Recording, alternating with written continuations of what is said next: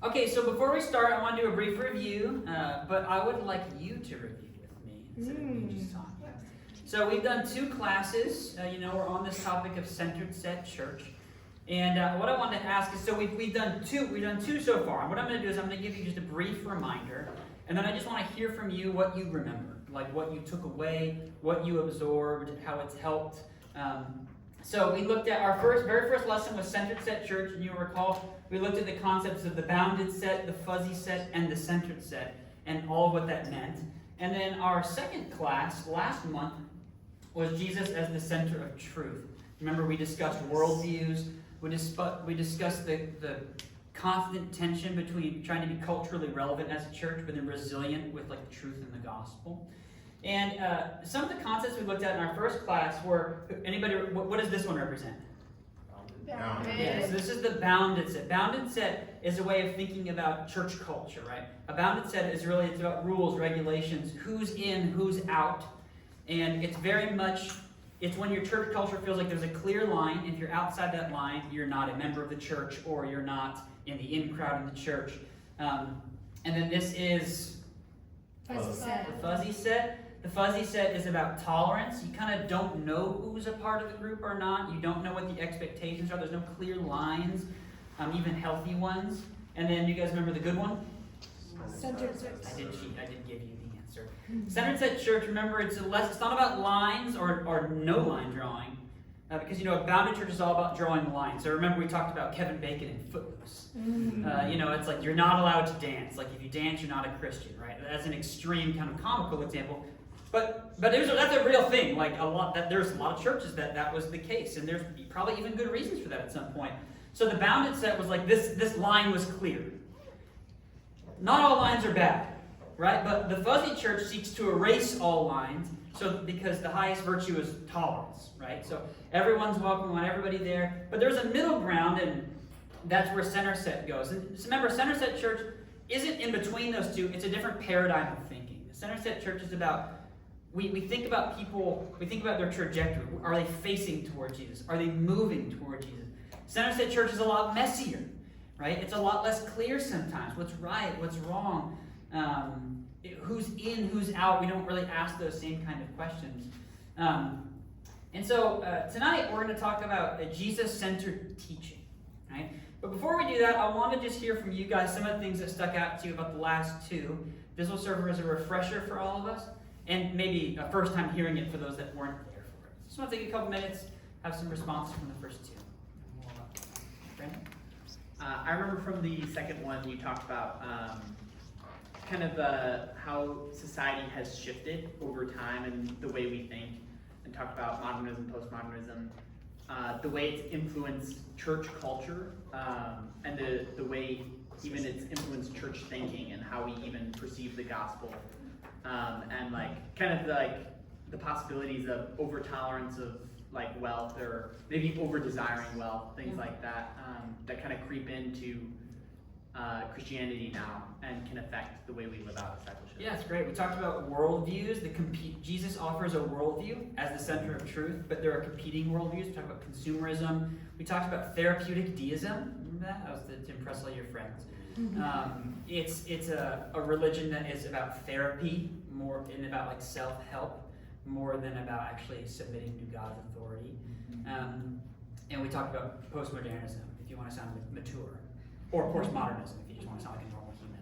And we talked about, and remember I showed you the timeline, we looked at some history about how we got here and how it affected the church, and so it's great. Yeah, so we talked about worldviews and how they collide and how they're very subtle, and we don't even realize how we're being influenced by these philosophies and how Jesus competes against them. That's great.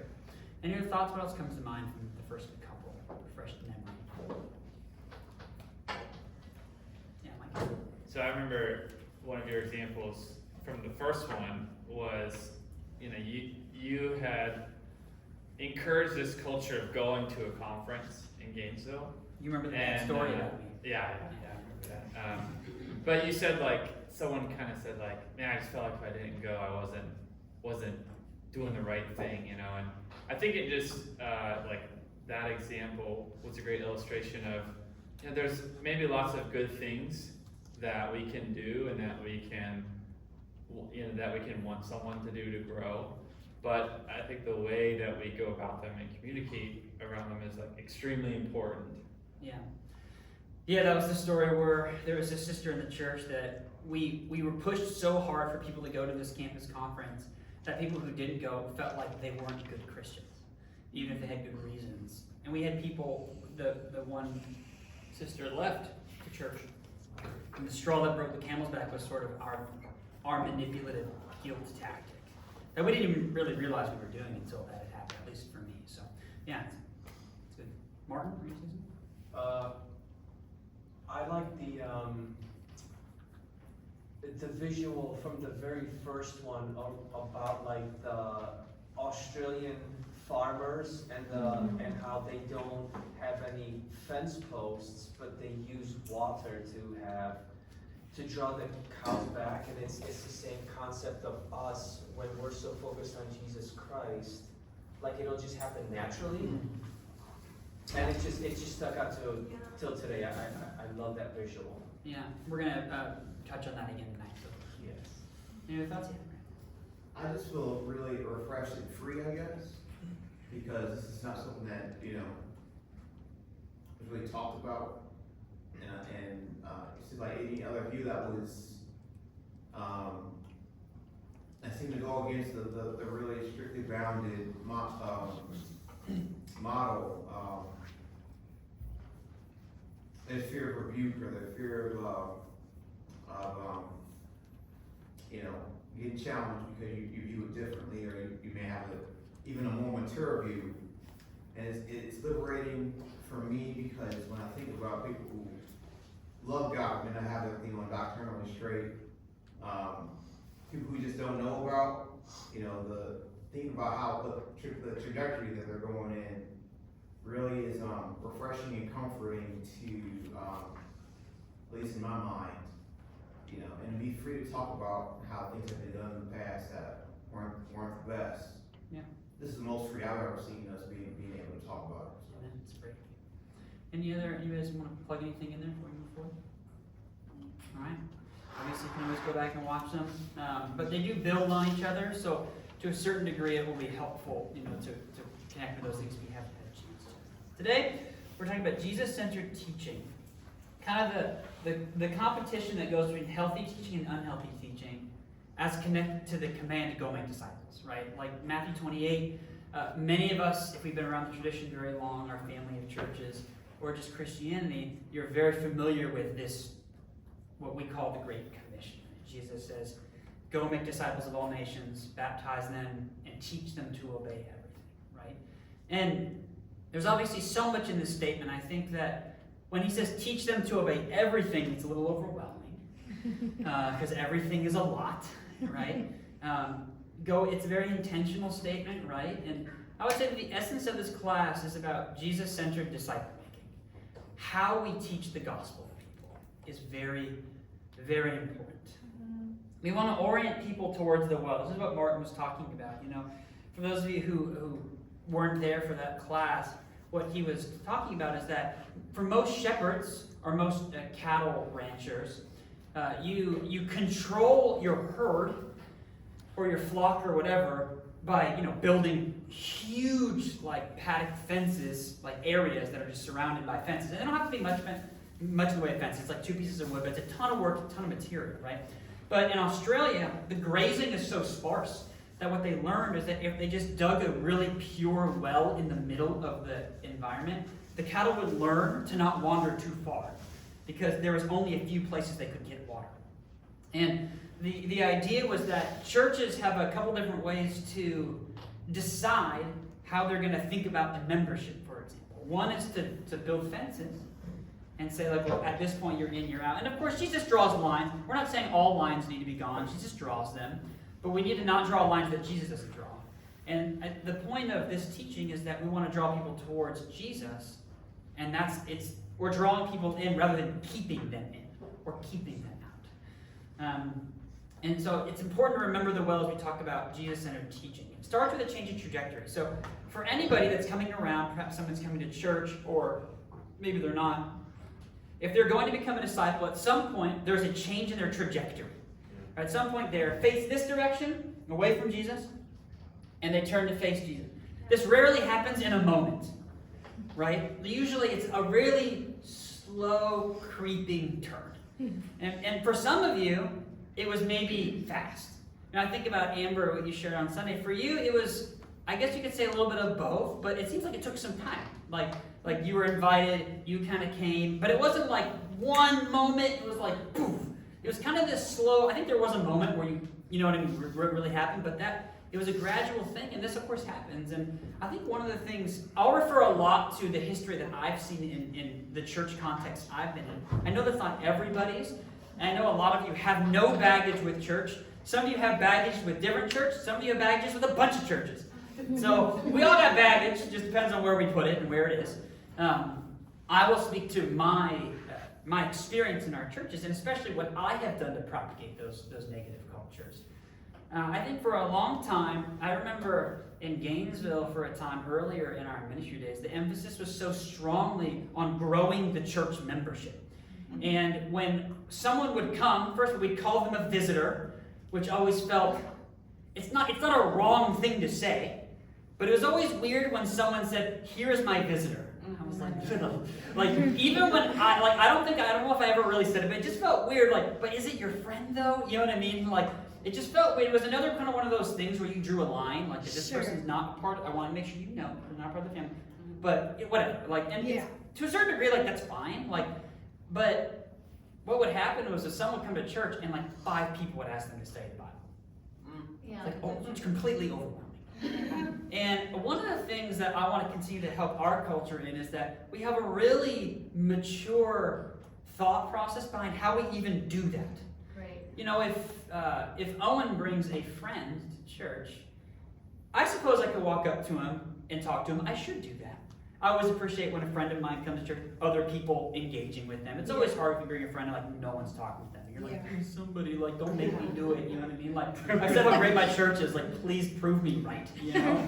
We've all probably felt that before. Yeah. Just like when you bring a friend, then you realize how weird church is, weird things that happen. You're like, oh, this is one of those weeks. And then you're like, wait, this is every week, you know? But if Owen brings a friend that he's been, just befriending, perhaps he can even go so far as he's reaching out to them, and I ask him to study the Bible. You know, I don't know this guy. I don't know what it required for him even to get to church. Perhaps it was a huge leap of faith for him. That might freak him out. That might make Owen feel a certain kind of way, come on, bro, I'm playing the long game here, you know what I mean? I'm trying to love this. He's not ready for that. Even that kind of maturity, I think, is really important for us to engage in. To know. I think the right thing for you to do is, hey, man, I met your friend, and want to say I'll be praying for him. And then we're going to trust. And if he's coming up for a long time, you can ask, hey, have anybody talked to him about studying the Bible? And why? Because studying the Bible, our Bible study series, that is how we move people towards Jesus. That's kind of the way we orient people towards the center, right? That's our center. But I think it's really important before you even think about that, this thing that we've said a lot, that people are loved into belief. I've said that a lot. I think it's really important that people aren't pressured. If pressure doesn't work, people aren't they don't learn into belief. That's not how faith comes. I found usually that faith is kind of mysterious in that it doesn't work like other things. People believe in God, not usually because they learn more about Him, but because they experience Him through people. Mm-hmm. I would say the majority of the time people come to faith, that's why. So this is all about, part of our orienting people towards the center and our disciple making is the way we interact with them when they come to church. Right? I do think our church is very welcoming. I think you know if you need to grow in that area. Do you need to be growing when you see someone you don't know, to really be super loving and warm? Have you ever walked into a room where everyone knows each other, where it feels like that, and you don't know anybody? It's super hard. Yeah. Very uncomfortable, even for very social people. Yeah. The truth is, most of the people who walk through those doors probably have some level of social anxiety. Mm-hmm. And when someone says hi to them, it makes people feel safe. I have someone I belong somewhere. Don't leave me. You know what I mean? Or maybe it's please leave me. I don't know. I have to read the room. And so I just think it's really important to remember that how we teach people about trusting and following Jesus matters. Okay, so once you get past that point where they're oriented in the fellowship and you do start studying the Bible with them, how we do that really matters. And I want to compare 2 examples, one of Jesus and one of the Pharisees, and then I want to be really practical the rest of the time. In John 7, I'll just read it for you. This is just a quote from the end. The Pharisees are fed up with Jesus, and they send the guards to finally arrest him. They don't do it themselves. They send their guards. And they send the guards, and the guards don't come back for a really long time. Jesus is preaching at this festival. And in verse 45, finally the temple guards went back to the chief priests and the Pharisees. And the Pharisees said, "Why didn't you bring Jesus back?" And they said, "No one ever spoke the way this man does." But you can just imagine the temple guards. They have like one job, do what the Pharisees tell. And you can imagine there's a pretty deep crowd, and they're kind of nudging their way. You know when you see like the police working their way through like a concert crowd, you're like, Right. "What's about to happen?" Right. You know what I mean? And you can see, and you would think usually that maybe they speed up as they go through the crowd, but they like start to slow down, and then they stop, and they just start listening, and then they just leave. Like there's something about it was the way Jesus spoke. And this is not the only time this is said. Right. There's another time where it says this man speaks like he has authority. Authority. Like there's something different about the way he communicates Mm. that really was compelling to people. I think that while none of us are Jesus, obviously, I think we can grow in how compelling our teaching is, how persuasive you are. And there are certain things that you can do that will hurt your teaching, and certain things that you can help. There are skills you can develop. And I want to talk about some of those today and then great. be very practical about it. You know, when I was in high school, I had I love history. Now, I talk about this a lot, but I didn't always love history. My sophomore year of high school, I had a terrible American history teacher. She was you could tell she hated me. You ever had that teacher? You're just like, "Man, you hate this more than me." Like, you know what I mean? Like, and it really put a bad taste in my mouth. And to this day, I really don't enjoy American history that much, unless it's watching Hamilton. And then I'm like, I'll watch that. You know what I mean? It doesn't make sense that I don't. It's because I still kind of have this like thing. I had this like woman's voice in my head. And I'm like, oh. But then my senior year, I had a European history teacher who was marvelous. He was amazing. He was fun. He was funny. He loved it. He didn't even have notes. He was just like, let me just he would just talk about it, and we loved it. And he was just great with us, and it made me fall in love with it. And I became a history major, and I majored in medieval history, which is absurd. You know what I mean? Like it's been almost useless for me practically in my life, and I don't regret it for a second. And when I was in college, I had one of my favorite professors. His name was Dr. Curto. I took 6 classes with him, Wow. and he was so hard, and I loved it because he challenged my thinking. He expected a lot of us, and he didn't spoon feed us, and he treated us like adults, and I loved it. And that love came from a great teacher in high school. I was just taught beautifully, and it really inspired me. And I think that we can have that same impact, positive or negative, as you teach about the gospel. Sure. It really matters. A good theology flows downstream. I've mentioned this a lot, right? A river is pure based on the headwater, right? The spring it's fed from. If the spring is poisoned, the whole river is bad. And in Christianity or in religion, theology is the spring and lifestyle is the river. It's doctrine and life. And if your theology is good, your lifestyle almost always follows you. If what you think about God, we talk about this all the time, if that's right and appropriate, how you were taught about discipleship, how you were taught about grace, how that was communicated to you, if that's good, it's very natural for your lifestyle to follow suit. But if you're fed a poisonous theology, perhaps a very bounded one, or a very fuzzy one, it changes the way we treat people. It changes the way you live your life. It is that way. So good theology flows downstream. In 1 Peter 3, Peter says, always be prepared to give a reason for the hope you have, but do this with gentleness and respect, keeping a clear conscience. And the next part is so that no one has anything bad to say about us. Look, people are already going to have things they want to say because you're a Christian. Don't give them good ammunition. And I think that sometimes we do that. We get persecuted, and it's not like this godly, like, I'm persecuted because I'm righteous. It's like, you're persecuted because you're stupid. You know what I mean? Like, because you said a really dumb thing. That's different. Yeah. And I think that we have to really be conscientious of the way we talk about the gospel and the way we teach the gospel. Yeah. And know that it's not all the same. It's not. There is such thing as good teaching and bad teaching. Yeah. Paul encourages Timothy. He says, in your teaching show integrity, seriousness, and soundness of speech that cannot be condemned. I find this so convicting as a minister.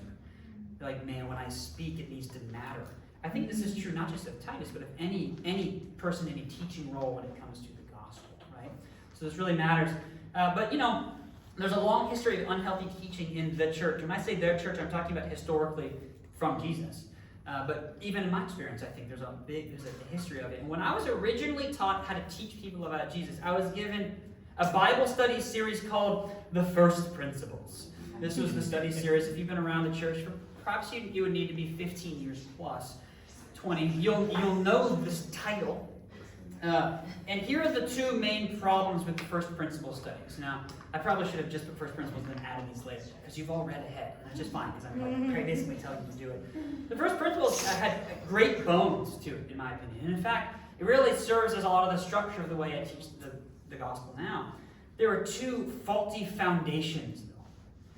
And when you build on a bad foundation, it's sand. You know that from Matthew 7, right? Number one was that the First Principles studies assumed that we were really the only true disciples. And even if you didn't really believe that, it was the way the study series was structured. And it was in there, like you could feel it. It was never outright said, but in so many words it was. The way things were taught. And two, the studies really were most helpful for a specific type of person. It was always the religious non-affiliated. It was the person who believed in God, perhaps even believed the Bible was the Word of God, but didn't live it and didn't have a church. Easy pickings. You know what I mean? Like it's the people that are perhaps most open because they feel maybe a sense of guilt. And this is connected to all the history we did last time. There was a big falling out. A lot of people walked away from church because they were disillusioned by kind of the system and the structure and the corporate feel. But they still believed in God. It's a little different now. It's now in postmodernism, it's not the same thing. There's not as much of a baseline of faith. People aren't growing up the same way. But 30 years ago, that was the case. There's a ton of people. It made sense for the study series to be that, but it's still a faulty foundation because there were assumptions made. And I believe these assumptions created fruit. Three primary problems it created. One was a narrow-mindedness about the gospel. Two was a short-sightedness about people. And three, it was subtly manipulative. And I know because I did all these things. I'm just describing myself, right? Rather, I'm not just trying to throw shade on this study series. It's been really formative for me. It's been a great baseline. But it did create these problems. And how so? Well, narrow-minded, I think that for me at least, there's a theological arrogance that led to limited flexibility and a really narrow view of the gospel. And what I mean is that I wasn't really open to other thinkings about ideas I had been given. Like I was taught a certain thing and I was like, this is right. Right. And I wasn't really open. I hadn't really come to that conclusion because I examined it. I came to that conclusion because it was the most comfortable conclusion to come to live well in my culture. I didn't really examine it. And I think that was part of the negative fruit of that bad teaching. It created a narrow-mindedness, kind of a limited flexibility. Two is short-sighted. I think there's an overemphasis on baptizing and growing the church and an underemphasis on people being faithful for life. I think we over-cared about the number and the stat, and we under-cared about whether this person actually was faithful for life. It's the Matthew 7 parable, or parable of the sower, Matthew 13, the seed that fell on rocky ground. It sprung up quickly, but because it had no root, it quickly fell away. I mean, there's a lot of this happening around me in our church. And finally, I do think there was quite a bit of subtle manipulation. I think a lack of forthrightness on the front end of our Bible studies and transparency led to a real big trust problem. I'll give you an example. Some years ago, maybe 15 years ago, my first internship in the ministry, which was a total train wreck. I was ridiculous. I was terrible. I was studying the Bible with a young guy, and when I met him, I was like, hey, do you want to study the Bible? No one has any context for what that means, by the way. I could be like, Owen, do you want to study the Bible? And he's like, that could mean 1,000 things. Right. I guarantee you it doesn't mean what I think it means, and to him. Because what we do with people that's more like a personal training it's not a normal thing in a lot of other church families. Yeah. And so he comes in, and the whole time he thinks this isn't for him. We're all doing this together. By the third study, we got 3 Bible studies in. He was like, why do you guys keep asking me all the questions? I was like, maybe I wasn't clear. And when I told him what it was, he was like, oh, I don't want that. It was weird, super weird. And I think part of the reason I didn't tell him was because I thought I had a better shot at getting him in the room if I didn't. Yeah. That's manipulation. right? And at the time, I didn't know that. At the time, it was just like, I'm just zealous for Jesus, you know what I mean? But now, as I look back, I'm like, oh, I didn't really realize that, like, that was not forthright. Jesus was very forthright. Yeah. He was, like, uncomfortably forthright. Because Jesus didn't have time. He sifted the crowd so fast because he didn't have time to work with people who didn't Sure. want him. He says, the healthy you need a doctor, not the sick. I've not come to call the righteous, but sinners to repentance, right? Right. And what this led to was a lot of debates with religious people. Because those are the only people that would say yes to my Bible study question. Because they were like, all right, I guess my mom would be happy if I did. You know how many times people have come for that reason? You know, I mean, thanks for mom, but usually it didn't work out. So subtly manipulated, right? There's a fruit to bad teaching. You know, when I first planted, this is some years ago, this is actually an example of what happens when you plant in a good place. Something that's well watered, well soiled. This is my garden now. I'm very proud of it. It's overwhelming. I need more space. That, just so you know, if you plant cucumbers, they will take over your world. They will take over. I'm like, they're like how I used to be in my evangelism 15 years ago. They're like all over you. You know what I mean? They're like, come on. I'm like cutting the back from my basil. I'm like, stay away. This is an example, a visual example of what happens when something's planted in a well-watered, well-tended, well-loved garden. This is what happens to people when they're taught well. They either leave, generally, with honestly not a bad taste in their mouth.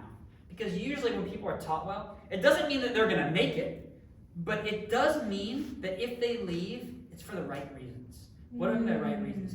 It means that they're not leaving because they felt manipulated, or they felt like you weren't forthright, or you're narrow-minded or short-sighted. They're leaving because the gospel was too hard.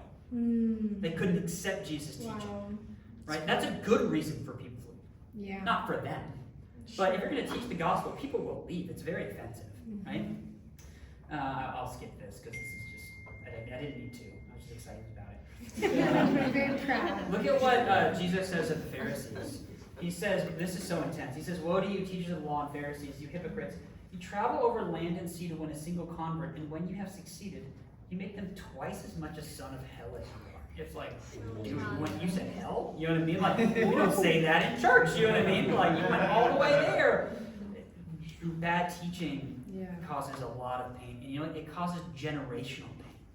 Think about that. Like, how many people are not interested in God because they were taught that either he's not real, or he's mean, or bad, or it's their pain. You know what I'm saying? Like, it's generational. Like, just like trauma cycles, so does theological pain. Like, it cycles generational.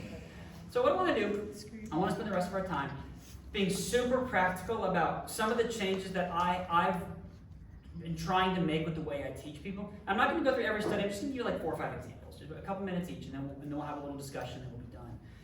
But before I do, the first study series, that first principles, I do think they were good bones, but I think that because they were built on faulty premises, there's a lot that's needed to change. And here's the comparison I'm making. I want you to know that I called upon Zach for help in this. Yes. Now, this is the first principle of Bible study. The first so if you don't know why people are laughing, the reason is because the Justice League was a movie that was supposed to be directed by Zack Snyder. That's not Zack Snyder, but that is a Zack Snyder. Honestly, at any point for Zach and Sammy, if I say something wrong, you can just let the group know. But I want you to know I did my research before I actually got called. I was like, I need some info. Because I remember there was this big issue when Justice League came out. A lot of people were really mad. Zach, why were they mad? So, I'll let you go in a second. no, so when they first started production on the movie, it was supposed to be directed by Zack Snyder. For personal reasons, he had to step down, and they brought in a different director. And so, they brought in Joss Whedon. They had very different views, or visions, I guess, for the film. So, as the production went on, he came in, he made some changes, and the end product is a bit of a mess. It kind of mishmashed different themes and different ideas in a way that didn't work for a lot of people. Yeah, his vision wasn't what the original vision was, and a lot of people watch it. It feels like pretty disjointed. Like, even if you watch it, you haven't watched it, you're like, okay, I think that makes sense, And then you'll also notice that Superman's face looks weird in it. And I had noticed before, but I was reminded that the reason Superman's face looks weird is because they had to go back and do like more cut scenes and stuff with him, but he was already working on another movie. He was working actually, I think it was Mission Impossible 6. And in MI6 he has a huge, thick mustache. Yes. But Superman doesn't have a mustache. And the MI6 director wouldn't let him shave it. So they had to like CGI it out. It looks funky. I go back just for that reason to watch last 10 minutes. They were like, that face looks so weird. Yeah, the movie was not very impressive. Don't watch it. And for true fans, it was pretty disjointed. Now, the Zack Snyder version, Sammy, give us the short version of why it's great. The characters are more true to form. There's not useless scenes for the sake of a laugh. It's actually a very well written story. And Cyborg actually has a real part. He's not just like, why is this dude in the movie? Like, It's got his whole life stories in there, where he came from, origin story. It's significantly better. And why am I talking about this? And in a lot of ways, I was on a phone call about 5 years ago. I was feeling personally like I had studied the Bible with somebody, and I just didn't feel good about what I was teaching. Like I just felt like it wasn't, I don't know, it didn't feel healthy to me, but I couldn't put my finger on what it was. And so I started kind of working it through a little bit, and I called my good friend, who's kind of a big brother to me, who was a professor at Abilene. He's the smartest person I personally know. He knows like 3 biblical languages. I think he's professor emeritus there now. And I was talking to him about it, and he made a comment that's really stuck with me. He said, the way we teach the gospel should be constantly in evolution to meet the needs of culture. The Bible doesn't need to evolve, but how we apply it always does. And I realized, and that's when he kind of shared some things that he observed about our First Principles series and things. And I realized like, wow, I really need to be constantly evolving my teaching. And I'm gonna tell you, I am constantly evolving the way I teach. It is, I feel like I'm constantly trying to get better. It's not a stock standard thing. And what I want to do is I want to go through, just for a little bit here, what it's looked like for me to become more Jesus-centered and healthy, and how I teach people really important foundational concepts biblically, okay? And the notes are online. So if you didn't know, here's the interwebs moment, everybody. This is very exciting. Here we go. So, this study series, I personally titled it Pillars of Faith, just because I think it sounds cool and I think it's true. I don't have it here because I'm not that confident. But this Bible study series, Sabrina gets all the credit for her design work, but I don't know if you guys didn't know, but it's all right there on our website. And if you haven't seen it, it's very different than what the First Principles was. Yeah. And it's the Zack Snyder to the OG Justice. Oh, yeah. That's how I like to think about it. In constant evolution. There's not one way to teach the gospel, but there are better ways to teach the gospel. And I just want to encourage, I'm not expecting everyone to be an expert in studying the Bible. I think that's not realistic, but I think we all need to have a competency in helping people understand what it means to follow Jesus. Sure. And we need to, and the only way to kind of keep that edge is to do it, honestly. Like, it's the difference between, well, Yana, if I may ask, in med school, the difference between like sitting in a lecture hall and clinicals. Starkly different, right? Would you agree that clinicals was a lot more practically helpful to you? Yes. And why is that? Because one, you had a name of patients to the actual diseases that you've learned about, and so you retain it better. But also, you're just actually able to apply lab values and all these things in real time. Yeah, the lecturing helps, obviously, but when you're sitting in front of a patient, it's so much more real, right? You're like, oh, this matters. This isn't just theory anymore.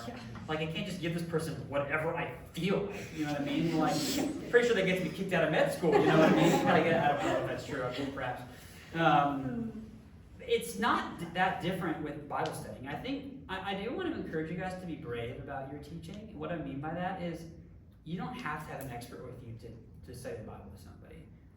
But I think it's important and helpful if you get stuck or you're not sure, to get help. These notes that we have are my best effort up to this point in my life at a healthy understanding of the gospel. And what I'm going to go through is just a couple points, okay? And then we'll be done. Let me open up my presentation again. So the first thing that I've given a title here that I never did before is, in the past when I studied the Bible with people, the first conversation I have with them is a study called Seeking God. Okay, that was the first one I used to do. I do not do a Seeking God study anymore. The reason for that is because what would happen is I'd say, do you want to study the Bible? And they would say yes. And they had no idea what they were agreeing to, and I was fine with that. We'd sit down. The first study, we'd look at a couple verses, usually Jeremiah 29, which is a beautiful verse. Often taken out of context, but still a beautiful verse. That you know the plans I have for you, plans to prosper, not to harm you. The reason we read that verse is because it says, you'll seek me and find me when you seek me with all your heart. And I think that's a beautiful truth that extends through the time of Jesus. But I would also usually go to Matthew 6. That says, seek first his kingdom and his righteousness. And that study for me would end with, are you ready to go all in? No joke, I sometimes would say that. Like, can you imagine sitting down for your first Bible study? And someone's like, are you ready to go all in? And people would be like, I just met you. You know what I mean? Like, most people are tactful enough to be like, yeah. But most people aren't naturally honest enough in that social environment to give me an honest answer when I'm asking a question that only really has one answer. It's called a leading question. Have you been asked a question before when you don't really have an option to answer no? And if you do, it's terrible. Are you ready to love God? No. You know what I mean? Only a brutally honest person will say that to you. Yeah. And so for me, it doesn't mean every version of Seeking God study is bad. I still have a lot of that in there, but the first thing I always encourage people to do is have an alignment conversation. Alignment means you get on the same page. And I think what I'll do in all these is I'll give you previous focuses in Bible study and current guiding principles. Just a couple for each one. In alignment, the guiding principles are forthright, transparent, and clear. When you ask someone to study the Bible, tell them what you're doing. Yeah. Get great at it. That's actually super hard to do. It is. If I'm like, Mike, do you want to study the Bible? And he says yes, but he doesn't know what he's saying yes to. What if he says, what is that? How do you describe that to somebody? Because basically what you're saying is, I want to teach you about Jesus. But what if they don't think they need to be taught about Jesus? Well, that's a weird start. You know what I mean? And so, and even worse, if you're sitting down and they don't realize what it was. Forthright, transparent. I give people my gym analogy. I just say, look, if you go to the gym, the best way to learn is the first thing you do is you sit down with a personal trainer. And if you do that, it requires vulnerability. They're going to look at your form. They're going to evaluate you, and they're going to give you tools and principles and how to grow. If that's what you're looking for, that's what we're offering. It's kind of a personal training. And then people get to decide, And I'll give them an out too. The reason I give them the out is because sometimes people need one if they don't want it. Yeah. And you save yourself the trouble of like trying to kind of get them excited when they're not. Yeah. And so be forthright, be transparent, and clear. Principle number 1, alignment. 2, instead of a Seeking God study, what we do with people is a purpose Bible study, right? And so previously it was, are you ready to go all in? People are like, okay, you know what I mean? Like, sure. What does that mean?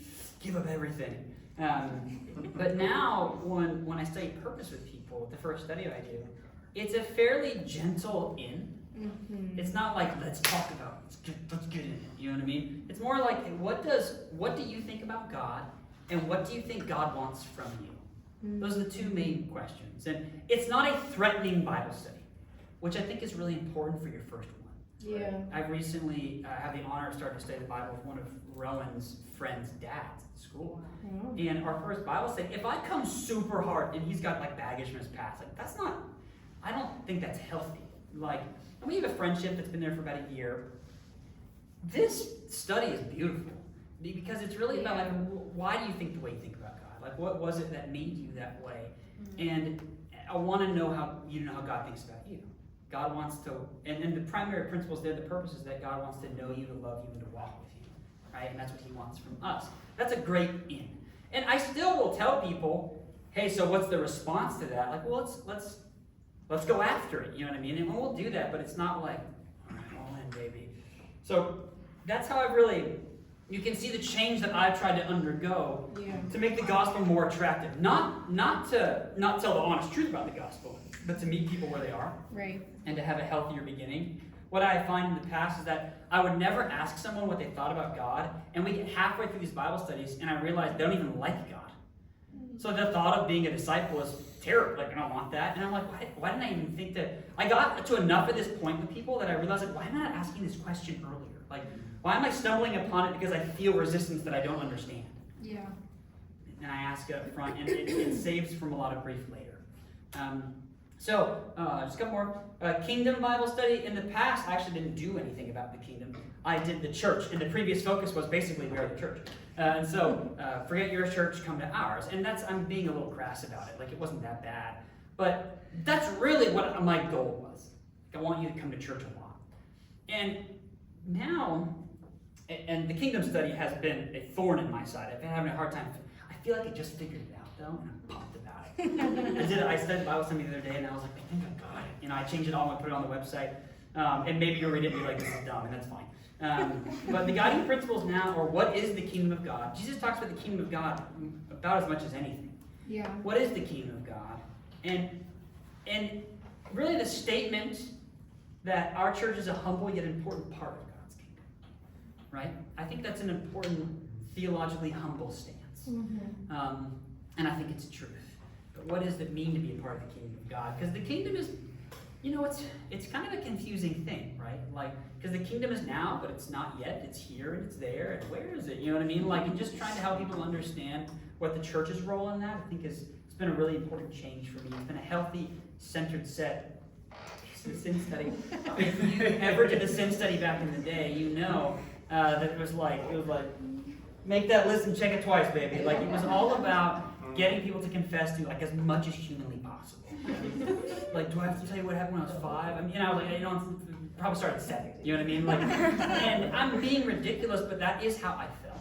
Yeah. Like, I was like, okay, you gotta get it off your chest. Yeah. And what I realize now is that that's actually not that's not what's most important. One is that it's important for people to understand the destructive power of sin is that it distorts your understanding and image of God. That's great. Isaiah 59, which has always been the first verse I've looked at when I study sin, talks about sin builds a barrier. But the thing about the barrier is it hinders your view of God. Right? Like, great. you can't see him. And metaphorically, he can't hear you. And then secondly, I think it's really critical that when we talk to people about when people are confessing their lives to us, it's about confessing our lives, not just our sin. It's important to focus on why, more than what. Why have you made those choices? Why are you addicted to that thing? Why is this hard for you? And what you're going to find is people will talk about their trauma. They'll talk about when their parents got divorced. They'll talk about when their sister got addicted to drugs. They'll talk about when their younger brother died of an illness. They'll talk about so on and so forth. And it's much more important, I think, when we're studying out sin with people, to help them understand what is driving this behavior than, like, what is your behavior. And that's been a monumental change for me, a much healthier approach to helping people understand the destructive power of sin in their life. And it's the last one we'll look at tonight. Discipleship has been kind of classically the one that I think I caused personally most damage in. And the reason why is because, honestly, it kind of felt like I was putting people on trial. And this is what I did. I can't claim everyone was doing this. The context I was in, that was the case. Basically, the point of the study for me was to gather evidence to confirm they're not a true disciple. And I made it work. You know what I mean? And I felt very uncomfortable if I thought people maybe were disciples. I was like, I don't know what to do. You don't fit in my box. You know what I mean? Like, I need you to tell me something really indicting. You know what I mean? And that's kind of shameful to say, but it's really where I was. Because, again, the premise was that we are the church. So there's no room for anything else in my mind. That narrow-mindedness caused strangeness. And I would do this often. Discipleship study was always heavy because he was like, let me tell you how hard it is to be a Christian. Right. What's interesting about that is Jesus is usually telling people how awesome it is to be a Christian. Yes. He's like, my yoke is easy, my burden is light. No one ever said that after my discipleship study. You know what I mean? It's just like, I'm about to put this heavy load on your back. You know what I mean? And good luck. Like, it's going to stink. You ready? Are you excited? You know what I mean? It's like, no, it sounds horrible, you know? And obviously, there should be a focus on sacrifice. Yeah. But discipleship is about love. Yeah. How so? Matthew 22 says, we love God with our hearts and minds Times, right? And love people as ourselves. That's what discipleship is. Love means you make the choice to surrender because you trust. That's a completely different message than I ever gave. Discipleship in the end is about trust and the choice to love God first, and the willingness to sacrifice other things for that. And I never once mentioned how important it was to Jesus that we care for the poor and vulnerable. It just was not a part of my ethic at all. And I think, again, we're trying to present a holistic understanding of the gospel, right? So this has become part of my teaching. So what are we converting people to? Are we converting them to the church? Or are we converting them to Jesus? What worldview? Are we converting them to like our church worldview or a Jesus worldview? What philosophies are important? And the last question I want to ask you is, how effective are your disciple-making skills? I want to really just, the personal challenge I will give each of you is that I think as followers of Jesus, if we're at the point where we've made that choice in our lives, I think it is imperative that each of us take very seriously that we need to be, everybody should be competent and able to teach to a certain level. Sure. And that requires study. More than study, though, it requires clinicals. It requires exposure, which means that we have to talk about it, and we have to initiate those things, and we have to sharpen those skills, because people really need a healthy view of God, because there's a lot of really unhealthy understandings of God, and a lot of weirdness and poisonous theology. And I'm not saying our theology is all perfect and accurate, but at the very least we can say it's intended to be humble, and I think that's a really important starting point. So, some thoughts for you. What I'd like to do now as we close, and we can stop the recording because those people don't want to hear anymore.